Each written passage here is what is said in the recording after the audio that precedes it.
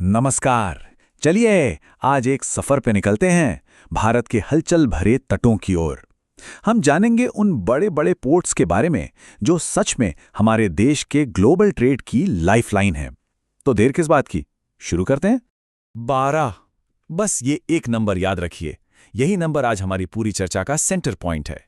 ये वो 12 major ports हैं जो हमारे इकोनॉमी की, कह सकते हैं, असली रीढ़ की हड्डी हैं और जो भारत को पूरी दुनिया के बाजारों से जोड़ते हैं। तो ये है हमारी आज की यात्रा का मैप।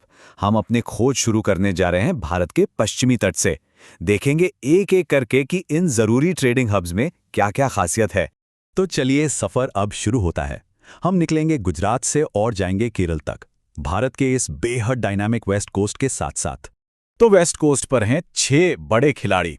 गुजरात में दीनदयाल पोर्ट, महाराष्ट्र के 2 बहुत ही बिजी पोर्ट्स, मुंबई और जेएनपीटी, फिर गोवा का सुंदर मोरमुगांव, कर्नाटक का न्यू मैंगलोर और केरल का ऐतिहासिक कोचीन पोर्ट। सच पूछिए तो ये सब मिलकर इस कोस्ट लाइन को एक इकोनॉमिक पावर हाउस बना देते हैं। लेकिन इन सब में से एक नाम है जो सबसे अलग खड़ा दिखता है, और वो है जवाहरलाल नेहरू पोर्ट, जिसे हम सब जेएनपीटी के नाम से जानते हैं। चलिए जरा और पास से देखते हैं कि आखिर इसमें ऐसा क्या खास है। देखिए, जेएनपीटी सिर्फ एक और पोर्ट नहीं है, ये भारत का सबसे बड़ा कंटेनर पोर्ट है। मतलब जरा सोच कर देखिए, देश में आने जाने वाला ज्यादातर कंटेनराइज्ड सामान, चाहे वो फोन हो, कपड़े हो, कुछ भी हो, वो इसी एक गेटवे से होकर गुजरता है। ये वाकई भारत के ग्लोबल ट्रेड के लिए गेम चेंजर है। तो वेस्ट कोस्ट तो हमने देख लिया, अब वक्त है गाड़ी घुमाने का। मतलब भारत के दक्षिणी सिरे से घूमकर ईस्ट कोस्ट की तरफ चलने का। देखते हैं उस तरफ क्या चल रहा है।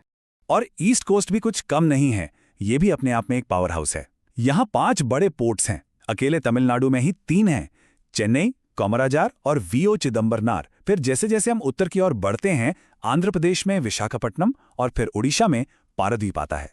अब ईस्ट कोस्ट पर एक पोर्ट है जो अपनी मॉडर्न सोच के लिए जाना जाता है, और वो है कामराजार पोर्ट। तो चलिए जानते हैं ऐसी क्या बात है जो इसे बाकियों से बिल्कुल अलग बनाती है। ये है कामराजार पोर्ट की सबसे बड़ी खासियत। ये भारत का पहला कॉर्पोरेटाइज्ड पोर्ट है। आसान भाषा में कहें तो इसे एक पारंपरिक सरकारी पोर्ट ट्रस्ट की तरह नहीं चलाया जाता, बल्कि एक प्रॉपर, एकदम प्रोफेशनल कंपनी की तरह मैनेज किया जाता है। और यही मॉडल इसे ग्लोबल मार्केट में एक खास पहचान और तेजी देता है। चलिए अब हमारी इस यात्रा के सबसे दिलचस्प, सबसे अनोखे पड़ाव की बारी है। एक ऐसा पोर्ट जो, कह सकते हैं, सारे नियम तोड़ देता है, क्योंकि ये पोर्ट समुद्र के किनारे है ही नहीं। सुनने में थोड़ा अजीब लगता है ना, एक मेजर पोर्ट रिवराइन यानी नदी पर कैसे हो सकता है?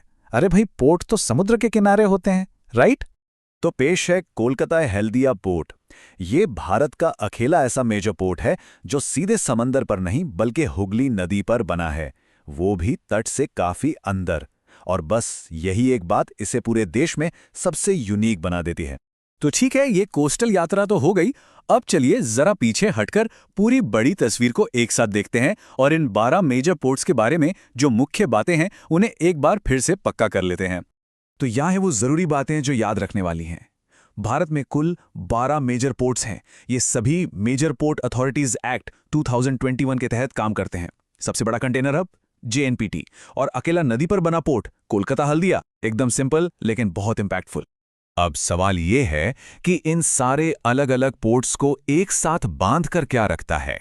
जवाब है मेजर पोर्ट अथॉरिटीज एक्ट 2021। इसे आप एक तरह की रूल बुक समझ सकते हैं जो ये पक्का करती है कि ये सभी पोर्ट्स देश के इकोनॉमिक गोल्स को पूरा करने के लिए एक टीम की तरह एक ही दिशा में काम करें। तो बस हम इस बातचीत को एक बड़े और पावरफुल सवाल के साथ खत्म करते हैं। भारत के ये 12 बड़े बड़े गेटवे जो इसे दुनिया से जोड़ते हैं, आने वाले समय में ग्लोबल स्टेज पर देश की आर्थिक किस्मत को कैसे बदलेंगे?